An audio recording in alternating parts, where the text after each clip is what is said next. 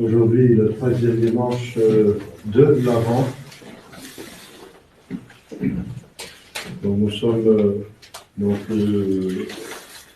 théoriquement au milieu de l'Avent, c'est plus ou moins, ça dépend du premier dimanche de l'Avent, bien sûr.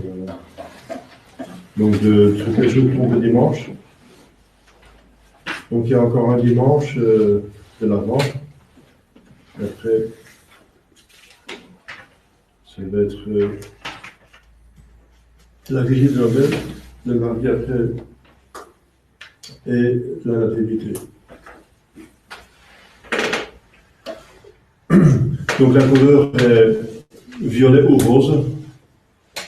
Donc j'ai les deux pour le rose pour montrer qu'on est mi-chemin, comme une sorte de pause, et le violet pour montrer qu'on est quand même dans l'avant.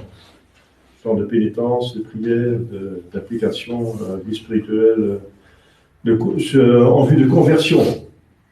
Parce que la grâce de Noël est la conversion vers le Sauveur qui se manifeste, l'acceptation du Sauveur. Demain, Sainte Zève, évêque et martyr.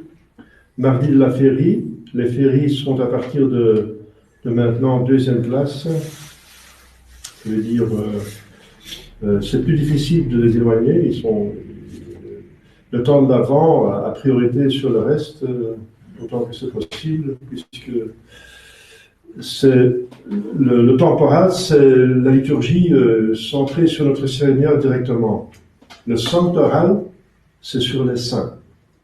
Donc il y a une concurrence parfois entre les deux, et ça dépend des classes, des fêtes et des célébrations pour savoir qui a priorité. Alors, puisque Noël s'approche, donc l'Avent devient plus pressant. Alors, il y a les 4 temps, justement, de l'Avent. Les 4 temps sont la préparation ou la demande de grâce sur une nouvelle saison. Donc, l'hiver qui va commencer, peu de jours après. Il y a mercredi des 4 temps, vendredi et samedi des 4 temps. Le mercredi des 4 temps, on a la permission en Belgique de célébrer la messe dorée. La messe dorée, c'est une messe votive de deuxième classe, la Sainte Vierge au samedi dans l'Avent. Mais c'est deuxième classe, votif. Normalement, c'est chanté, si possible avec l'encens. Et on utilise seulement les cierges. Les cierges, pas de luminaire électrique, pour montrer les ténèbres dans lesquelles se trouve le monde. Et c'est une messe de la Sainte Vierge de l'Avent, ça veut dire la Sainte Vierge, c'est la Mère de Dieu qui va nous enfanter avec la vertu de Dieu, bien sûr, la grâce et la création, l'intervention divine. Le Sauveur, l'homme-Dieu, le Sauveur, le Messie du monde. Dans les ténèbres, qui signifient le péché, l'ignorance, la Sainte Vierge nous apporte la lumière, donc qui est encore cachée dans son sein. Voilà, donc cette messe s'appelle dorée parce que le peuple, enfin, la dévotion populaire pense que tout ce qu'on demande à cette messe est exaucé. Donc je la ferai là où il y a du monde qui vient en semaine. C'est mercredi à 8h du soir.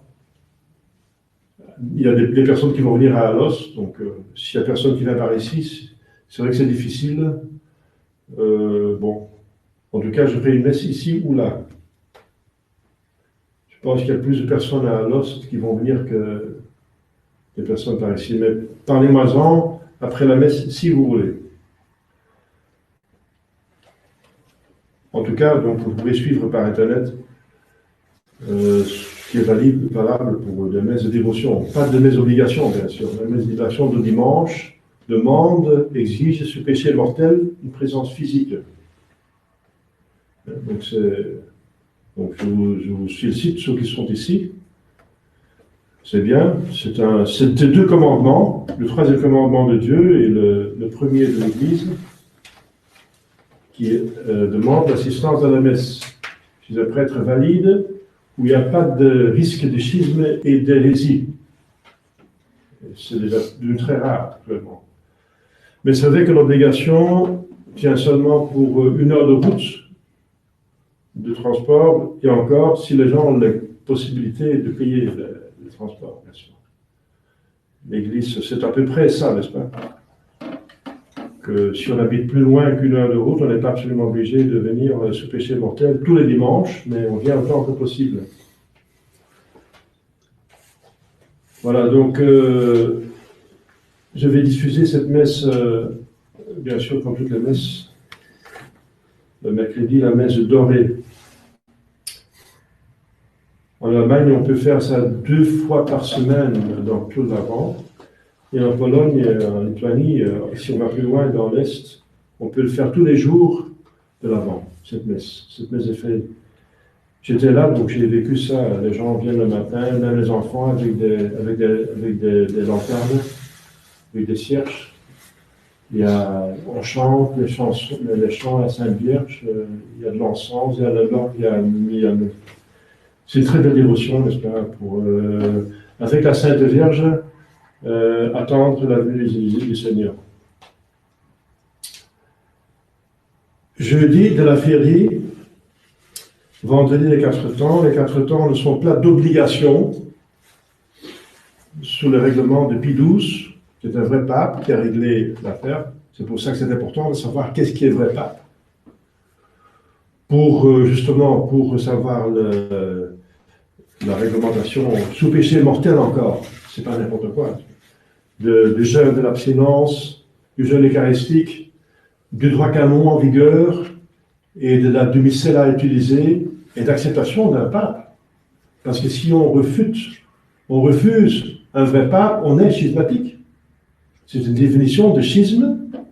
Qu'est-ce que c'est? Et les schismatiques sont en dehors de l'Église. C'est dans le catéchisme. Regardez par vous-même. Qu'est-ce qui n'appartient pas à l'Église? Les schismatiques, les hérétiques, les excommuniés et les apostats. Voilà. Et bien on est schismatique à partir du moment qu'on refuse la communauté avec les catholiques et ou qu'on refuse un pape. Voilà. L'importance de savoir qu'est-ce qui est pape. C'est pas n'importe quoi. Donc, Pie XII, c'est un vrai pape. Eh bien, il a réglé la chose. Donc, les 4 temps ne sont pas d'obligation, et les obligations, celui dit un pape peut lier et délier sur terre. C'est un pouvoir qui a été donné par Jésus-Christ à Saint-Pierre et à tous ses successeurs. Donc, les 4 temps sont maintenant une invitation à plus de prière encore et de lecture spirituelle. Vous pouvez jamais vous abstenir si vous avez des dévotions, tant mieux. Samedi des 4 temps, mais saint apôtre Thomas l'emporte. C'est la fête de saint Thomas, 2e classe. Donc on va voir la mémoire des 4 temps à la messe et au bréviaire. Donc dimanche prochain, le dernier dimanche de l'Avent, en attendant Noël. Au nom du Père et du Fils et du Saint-Esprit, chers fidèles, l'Évangile nous montre Saint Jean. Saint Jean qui est le prédécesseur de Jésus. Donc il convient hautement que pendant l'Avent, on étudie, on va méditer sur ce qu'on connaît des Écritures saintes et la tradition sur Saint Jean. Saint Jean qui prépare le peuple élu à la venue du Messie. Il a été préparé pendant 2000 ans, intensivement, à partir d'Abraham. À partir d'Abraham, on a le peuple élu. Le peuple élu sont tous les descendants d'Abraham. Enfin, pas tous les descendants, parce qu'il y avait 2 fils. Donc les fils d'Abraham, mais par Isaac, pas par Ismaël. Entre parenthèses, Ismaïl devrait descendre Mohamed. Donc, c'est pas le vrai Messie. Le vrai Messie, c'est celui qui descend d'Isaac. Et ils étaient préparés à partir d'Adam et Ève. Il y avait la promesse à Adam et Ève que la femme écrasera la tête du serpent. Et alors, donc juste avant la venue du Messie, il se convient, c'est tout à fait convenable et compréhensible, que Dieu va encore organiser une préparation très spéciale. Mais pour nous, cette préparation est très importante, intéressante, parce que nous aussi, nous préparons à la venue spirituelle de Jésus-Christ, qui est réelle et importante. C'est la raison pourquoi nous sommes ici.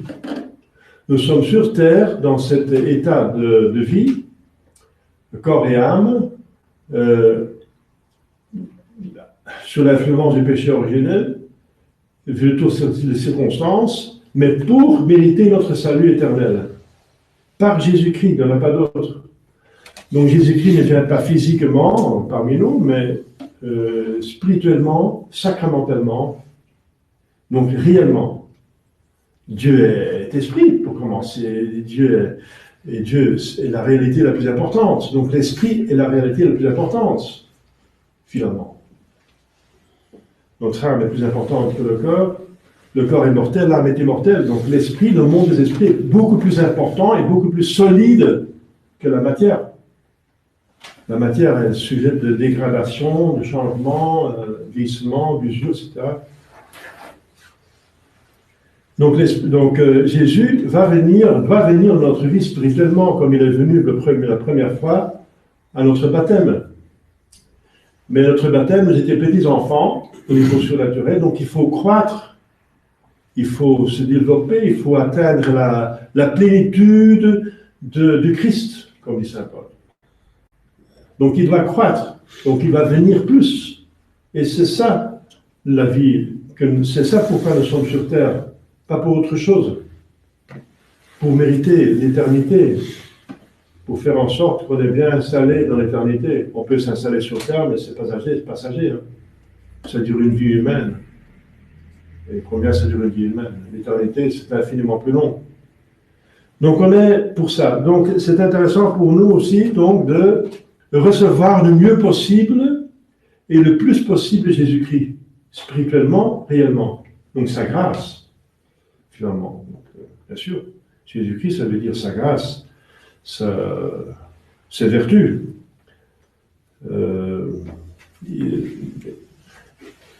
Suivre son exemple. Alors, la préparation pour nous aussi, de cette venue en Jésus-Christ de notre âme, est aussi concentrée. On peut s'inspirer sur Saint Jean, qui est la préparation de la part de Dieu de la venue du Messie parmi les hommes, de bonne volonté. Alors, comment est-ce que Saint Jean se prépare soi-même et prépare les autres à la venue de Jésus-Christ au meilleur? Premièrement, il se rend dans un désert. Donc, il se retire du monde. Il se retire du monde. Donc il faut se retirer du monde. Jésus dit, pourtant, il sait très bien qu'on ne peut pas sortir de ce monde, puisqu'on est dans ce monde. Mais il dit très bien, restez dans le monde, mais ne soyez pas du monde. Voilà, c'est différent. On est dans le monde, mais on va se mouvoir comme des anges. On est dans le monde des péchés, de saleté, mais comme des anges. Par la grâce. Façon de parler, il ne faut pas faire l'ange, mais vous comprenez ce que je veux dire. Donc, ça veut dire, comme chrétien, vivre comme des saints, vivre dans le monde qui est maintenant, qui s'adonne au péché de manière de plus en plus. Mais c'est possible. C'est possible par deux choses que vous savez, la bonne volonté et la grâce. La bonne volonté qui fait tout ce qu'elle peut pour suivre la volonté de Dieu, et pour prouver sur l'amour de Dieu, et ensuite fait tout son possible pour utiliser tous les moyens de grâce. Voilà, les deux choses. La bonne volonté, ça porte deux choses. Faire ce qu'on peut pour faire ce qu'on va faire, la volonté de Dieu. Et Jésus-Christ dit, celui qui m'aime, il garde mes commandements, il fait ma volonté, la volonté de mon Père. Et on va habiter en lui, c'est l'état de grâce. Et utiliser les moyens. Et faire sa volonté, son possible, c'est dans le savoir et le faire. Parce qu'on a deux capacités, deux facultés, l'intelligence et la volonté. Donc savoir, c'est le dogme et la morale. Et faire, c'est appliquer cette morale qu'on connaît. Et la liturgie, ça veut dire utiliser le moyen de grâce. Donc c'est les trois offices de l'Église. Alors, donc, Saint Jean, première chose, il se retire du monde. Alors, il donne un exemple extraordinaire pour frapper notre intelligence, notre imagination et notre cœur. Alors, on va l'imiter en tant que possible. Nous, on ne va pas aller dans le désert. Enfin, vous pouvez aller dans le désert, hein, comme un Charles de Foucault, mais c'est plutôt exceptionnel, n'est-ce pas? Vous n'avez pas de problème avec personne parce qu'il n'y a personne. Il y aura d'autres problèmes. La nourriture, etc. Mais voilà, même Saint Jean était bien nourri. Voilà, c'est la deuxième chose. Donc le désert veut dire on se retire du monde. On est dans le monde, mais pas du monde. Donc il faut faire le tri. Donc méditer, faire l'examen de conscience. Est-ce que je suis du monde ou pas du monde? Je suis dans le monde, d'accord, mais c'est un défi, c'est un moyen pour méditer, de faire le bien dans le monde et d'éviter le mal du monde, ne pas le faire. Je ne vais pas avec le monde faire le mal. Mais dans le monde, je fais encore ce qu'il y a du bien, parce qu'il y a du bien dans le monde. Il y a quand même la création de Dieu, et ensuite, il y a des hommes quand même de bonne volonté, qui ont fait encore quelque chose de bien quand même, n'est-ce pas? Donc on va faire le tri, c'est très important, c'est le premier mouvement pour que Jésus puisse venir en vous. On n'est pas du monde. Et le monde est fort par la technique actuellement, n'est-ce pas? L'Internet, les écrans, n'est-ce pas? C'est devenu une partie de notre corps, le portable. C'est une partie de personnes, il y a des gens qui, c'est une partie de leur corps, ils ne peuvent pas s'en défaire, ils sont toujours avec eux, ils sont occupés tout le temps avec les écrans. Tout le temps. Voilà. Mais vous savez ce que les écrans peuvent faire. Il y a 7 milliards de personnes sur la Terre, tout le monde peut commencer son blog, n'est-ce pas? Alors tout le monde peut mettre sur son blog ce qu'il veut. Donc il y a toutes les bontés qu'on peut, toutes les saletés du monde qu'on peut trouver sur Internet. Voilà. Donc c'est encore, il faut faire le tri du portable et des écrans. Qu'est-ce qu'on regarde, qu'est-ce qu'on ne regarde pas? On va l'utiliser autant qu'on va l'utiliser. Et si on tient trop près de la tête, 30 cm comme ça a une influence même physiquement, c'est prouvé maintenant par la science, néfaste. Si on appelle pendant un quart d'heure, le cerveau, il y a une influence sur le cerveau négatif, sur les organes. Donc le monde, c'est tout ce que le monde peut proposer voilà, comme péché. On va refuser cela. Donc il faut avoir la volonté déterminée de ne pas, par amour de Dieu, par amour de mon âme, pour sauver mon âme, de ne pas aller avec tous les adages, tout le mode, tous les trends dans le monde. Alors qu'est-ce qu'il fait faire Jean? Il se fait dans le désert, qu'est-ce qu'il fait? Eh bien, il est habillé de peau de chameau. Et ça gratouille, ça fait du mal, c'est sur la peau. Donc on va pour la mode, Jésus en parle, comment s'habiller pour les besoins matériels. Encore, c'est un exemple extraordinaire, et on va essayer de limiter le plus possible. Ça veut dire qu'on va faire le nécessaire, mais pas le superflu. Qu'on ne va pas s'occuper de l'habillement spécialement, comme le monde s'occupe de l'habillement. Faites le minimum, le nécessaire, mais occupez-vous de l'habillement de votre âme. Elle est ornée de quelle vertu, de quel don du Saint-Esprit? Comment est-ce que mon âme va se présenter devant Dieu, devant le juge? Comment est-ce que mon âme va être ornée dans l'éternité? Avec quelle vertu, avec quel mérite? C'est beaucoup plus important. C'est votre âme qui va décider de votre corps. Comment votre corps va être habillé à la résurrection, n'est-ce pas? Votre corps va suivre votre âme. Donc si vous voulez avoir un corps beau, bien habillé, etc., alors prenez soin de votre âme, parce que le corps va être en correspondance avec l'âme. Si l'âme est en état de grâce, le corps va ressusciter dans le bien. Si elle a le péché mortel, le corps va être apte à brûler dans un feu éternel de l'enfer, comme dit l'Écriture sainte, plusieurs fois. Voilà. Donc occupez-vous de l'âme. Donc on ne s'occupe pas des besoins du corps. Saint Jean va donner encore un autre exemple, la nourriture. Il a marqué dans l'Écriture sainte qu'il se nourrissait du miel sauvage et des sauterelles. Alors c'est vrai que les sauterelles, c'est des insectes qu'on enlève les pattes avec des croches. Alors c'est mangeable, n'est-ce pas, et cru. Il y a toutes les vitamines et minéraux et protéines que vous avez besoin, mais c'est pas très appétissant.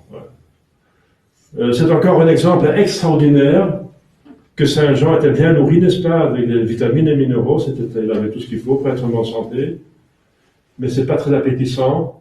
Eh bien, pour nous, on va essayer de limiter.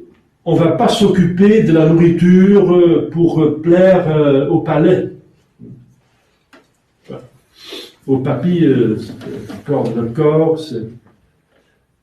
on va prendre le nécessaire, rendre grâce à Dieu, dit Saint Paul, parce que c'est Dieu qui nourrit finalement. Hein? La nourriture vient du magasin, oui, mais le magasin, il se fait provisionner par l'agriculteur, et l'agriculteur, il va prendre sa nature, et la nature vient de Dieu, donc tout vient de Dieu. Pas du magasin, oui, du magasin, et de l'argent, oui. Oui et non, comme intermédiaire. Mais la cause plus importante, c'est Dieu. Donc, on prend la nourriture, remerciant Dieu, et avec modération. Et un repas chrétien, c'est jamais jusqu'à satisfaction totale. Si on mange à satisfaction totale, c'est pas un repas chrétien. On fait toujours un tout petit effort parce que le corps il y a trop tendance vers la gourmandise, etc. Gourmandise, pour les Français, c'est plutôt la gourmandise qualitative, pour les Latins. Pour les Germaniques, c'est plutôt la gourmandise quantitative. La quantité, plus agrégée dans la quantité. Et pour les Français, c'est plutôt les Latins, c'est plutôt le goût. En tout cas, il y a plusieurs sortes de gourmandise. Saint Thomas a développé le traité de la gourmandise. On peut encore être trop gourmand en mangeant trop vite ou trop lentement. Trop vite par ça parle de soi, par gourmandise tout simplement, ou trop lentement pour profiter du goût le plus long possible. C'est triste, n'est-ce pas, qu'on se plaît dans le goût et puis on oublie son âme. Donc, pour la nourriture, on prend le nécessaire, et si on a un bon goût, tant mieux, hein, mais on ne fait pas pour le goût. On ne va pas faire la nourriture pour le goût. On va se concentrer sur, si on va goûter, pour goûter le ciel, goûter Dieu. Goûter Dieu. Je vous souhaite de goûter Dieu dans la méditation. Comme les gens spirituels goûtent Dieu dans la méditation. Ça vaut beaucoup plus que tout autre goût. Donc, on va imiter Saint Jean, voilà, dans la modération, la tempérance, des utilisations de toutes les créatures. Deuxième préparation à la venue de Jésus-Christ. Donc, on n'est pas du monde, on se sépare tout ce qui est mauvais du monde, on est dans le monde, mais c'est pas du monde. Mais deuxièmement, pour les choses qui sont bonnes, qu'on va utiliser, encore tempérance. On prend la mesure qui nous est nécessaire et utile. On ne va pas dépasser cette mesure pour plaire au corps. Parce qu'on s'occupe surtout de l'âme, de l'éternité. Voilà. Troisième chose qui était épatante, Saint Jean, c'est qu'il prêche la venue du Christ. Donc il s'occupe des Écritures saintes et il en parle.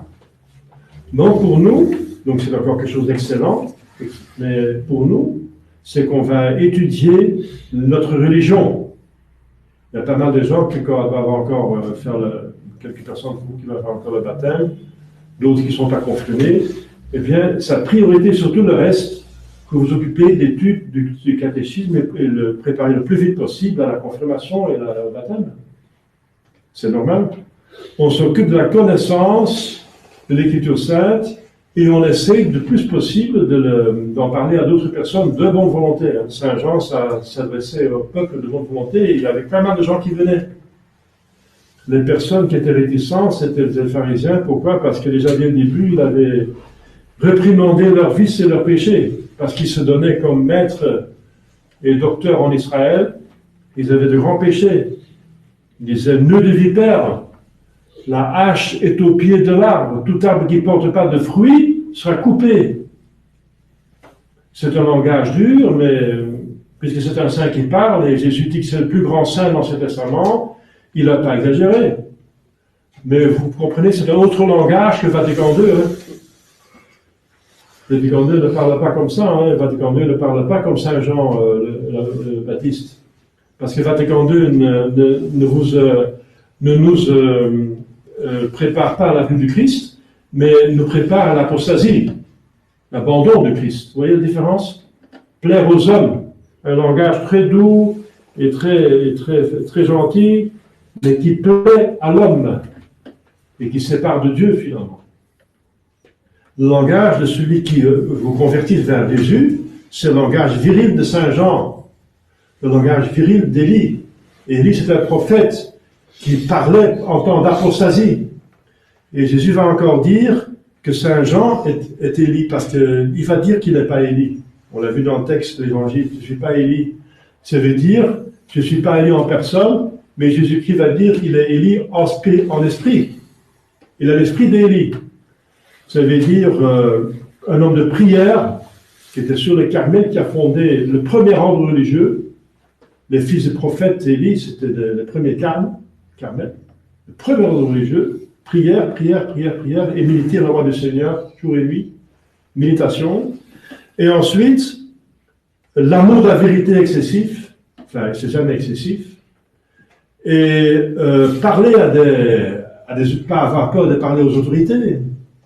Il a réprimandé une reine, n'est-ce pas? Ça lui coûtait presque la vie. À Saint-Jean, ça va lui coûter la vie. D'avoir réprimandé un homme d'autorité, Hérode, qui va couper sa tête parce qu'il dit la vérité. Donc, trois choses encore. Donc, prière, méditation, l'esprit d'Élie, prière, méditation, l'amour de la vérité, jusqu'à la mort, s'il faut, et ensuite ne pas avoir peur de réprimander les gens quand il faut le faire, même si ce n'est pas populaire. Et c'est ça la préparation à la venue du Christ, parce que c'est l'esprit de Saint Jean qui prépare la venue de Jésus-Christ, c'est l'Écriture sainte, c'est pas Vatican II. Vatican II avait dit on va convertir le monde entier maintenant, on va être gentil avec tout le monde. Eh bien, vous voyez comment Dieu, il organise la conversion. Et c'est ne pas avoir peur de dire la vérité en face. Et les hommes de volonté vont suivre, mais on a la chrétienté, et les hommes qui ne sont pas de bonne volonté vont refuser, c'est tout simple. Et c'est dramatique. Donc, il parle, il étudie les religions, il connaît les Écritures saintes, il en parle. Troisièmement, il va s'occuper des sacrements, des moyens de grâce. Il va baptiser, mais il va dire en toute humilité, c'est un baptême d'eau, donc un sacramentel. Parce que pourquoi vous baptisez? Avec quelle autorité? Si vous n'êtes pas Élie, si vous n'êtes pas Jérémie, si vous n'êtes pas un grand prophète, dans quelle autorité vous le faites? Eh bien, il donne son autorité. C'est une citation d'Isaïe le prophète. Et il dit, voilà, même moi, j'ai un rite de préparation qui dispose les âmes à une contrition parfaite et qui donne la rémission des péchés. Mais lui, il va baptiser avec un sacrement, avec l'esprit, et qui va donner la rémission, le baptême, dans la rémission de tous les péchés. Si on meurt après un baptême, on va directement au ciel. Quelle différence! Alors, le dernier élément, propriété de Saint Jean qui éclate dans nos yeux, devant notre âme, quand on lit le texte, c'est l'humilité. L'humilité, l'humilité, l'humilité. Saint Jean donne un exemple extraordinaire d'humilité. Justement, il dit, tu es qui? Et directement, au lieu de dire je suis un tel, un tel, un tel, il va directement dire ce qu'il n'est pas. Il dit je ne suis pas le Christ. Il ne va pas s'abroger la position du maître. Je ne suis pas le Christ. Donc l'humilité qui prend soin parce qu'il pensait qu'il était le Christ, parce qu'il savait que le temps du Messie était là. Il savait que le Messie était un homme extraordinaire de Dieu. Et Saint Jean avait une vertu, dit le Père d'Église, dit Saint Augustin. Il y avait tant d'excellence en Saint Jean qu'on pouvait croire que c'était le Christ. Il y avait tant d'excellence en lui qu'on pouvait le croire. Donc mais il va directement enlever cette pensée par humilité. Donc, on va voir d'autres exemples d'humilité. Alors, tu es Élie? Non, il va dire non, je ne suis pas Élie. En personne, quoi qu'il est Élie en esprit, mais il va dire non, je ne suis pas Élie. Donc, il va toujours prendre la petitesse, choisir pour la petitesse au lieu de la grandeur. Alors, tu es le prophète? Non, parce qu'alors il se trompe, là, le prophète, c'est le Messie. Non, bien sûr, il n'est pas le prophète, il n'est pas le Messie. Il n'est pas Jérémie, c'est encore une mauvaise interprétation des Écritures saintes qu'il pense que Jérémie allait revenir aussi. Non. Je ne suis pas Jérémie, je ne suis pas Élie, je ne suis pas le prophète. Alors, dites-nous qui vous êtes pour qu'on peut donner une réponse. Et je dis, je suis la voix de celui qui crie dans le désert. C'est un texte d'Isaïe. Alors, rendez droit les chemins du Seigneur, ça veut dire convertissez-vous. Ne faites pas des détours vers les créatures, les attaches désordonnées aux créatures. Allez droit au but. C'est le Seigneur, le ciel. Et faites tout ce que vous faites en vue du ciel. Autant que pour autant que, comme on étudie, on médite dans la retraite Saint-Ignace. On va prendre autant que les créatures, pour autant qu'elles sont utiles pour ma voix du ciel. Voilà. Et tout le reste sont des tentations du monde, c'est pas qu'il faut réagir, il faut se mettre dans le désert. Voilà. Alors,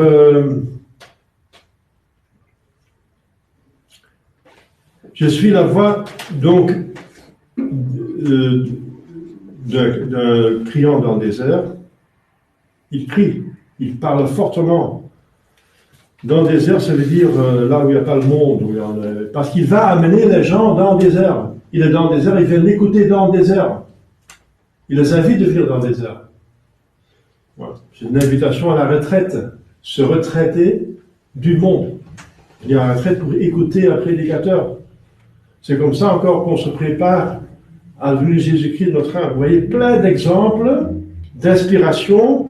Comment, au meilleur, se préparer à la venue de Christ en moi. À Noël, mais finalement tous les jours, de plus en plus. Comme Marie et Saint Joseph. Croître tous les jours comme les saints en vertu. Mais Noël, c'est un exemple liturgique pour nous donner, comme on dit, un boost, un turbo, n'est-ce pas, une impulsion, aidé par la grâce de la liturgie. Alors, encore humilité. Alors, qui tu es quand tu baptises, puisque tu baptises, tu n'es pas le Christ, etc. Tu n'es pas Élie, tu n'es pas le prophète. Il dit, voilà, donc je baptise avec l'eau, le Christ va baptiser avec l'Esprit. Celui qui vient après moi était fait avant moi. Donc il signifie la divinité du Messie. Et je ne suis pas digne de dénouer les lacets de ses sandales, qui était un travail d'esclave. Je ne suis même pas digne d'être son esclave. C'est encore un acte d'humilité. Donc, la plus grande vertu qui éclate, c'est l'humilité. L'humilité, c'est le fondement de la vie spirituelle. De plus qu'on est humble, de plus qu'on devient spirituel. De plus que le fondement du bâtiment est profond et solide, de plus que le bâtiment, qu'on est riche, peut être plus fort. Et l'humilité ne se fait que, selon les auteurs, par des humiliations acceptées. Il faut les deux éléments, humiliation et accepter. S'il n'y a pas d'humiliation, il n'y a pas d'occasion pour développer son humilité. Si l'humiliation n'est pas acceptée, c'est encore un mouvement d'orgueil, ça ne sert à rien. On s'est dit, moi je, on m'insulte, on pense que moi je. Donc s'il n'est pas accepté, donc des humiliations acceptées. Et la Sainte Vierge, qui a été élue Mère de Dieu pour son humilité, respexit humilitate et sue, elle dit justement que c'est à cause de l'humilité. Elle demandait, Saint-Louis de Montfort disait ça. Qu'est-ce qu'elle demandait pour elle-même? Eh bien, des humiliations. Elle demandait des humiliations. C'était comme une faveur qu'elle demandait pour elle-même, des humiliations. Et elle les a reçues, des humiliations, dans l'Écriture sainte. Et avec beaucoup de délicatesse, Jésus lui donne quand même ce qu'elle demande. Il dit, femme, qu'est-ce qu'il y a entre toi et moi? Qu'est-ce qui est ma mère, mon frère et ma soeur, ceux qui font la volonté de Dieu? Si ta mère est là, oui, mais qu'est-ce qui est ma mère, ceux qui font la volonté de Dieu? Donc, il la refuse, apparemment, mais il la va l'exalter parce que c'est elle qui, justement, fait plus que l'autre la volonté de Dieu. Voilà, chers fidèles, c'est un court texte d'évangile, mais il est plein de richesses, comment nous préparer, ce qui est notre mission sur Terre. Vous êtes nés sur la Terre, ici, vous êtes nés dans cette vie, pourquoi faire? Eh bien, pour aller dans un bonheur divin. Mais il faut une collaboration de votre volonté libre.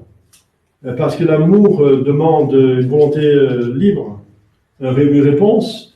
Donc c'est à vous de répondre à cet appel de Dieu. Et cet appel se fait, voilà, comme Saint Jean nous le montre. C'est la meilleure réponse pour que Jésus puisse le mieux entrer avec le plus de grâce et de plus de vertu dans votre âme pour la développer jusqu'à la sainteté pour laquelle vous êtes créés. Demandons à la Sainte Vierge, n'est-ce pas, qui est encore la plus grande préparation finalement à la venue de Jésus-Christ. C'est celle qui prépare l'homme Jésus, qui ne fait pas autre chose que Saint Jean, mais se tient à l'arrière-plan, encore par humilité. Eh bien, d'être dans les meilleures dispositions pour accepter au plus possible son Fils qui va nous donner le salut éternel. Au nom du Père, et du Fils, et du Saint-Esprit, ainsi soit-il.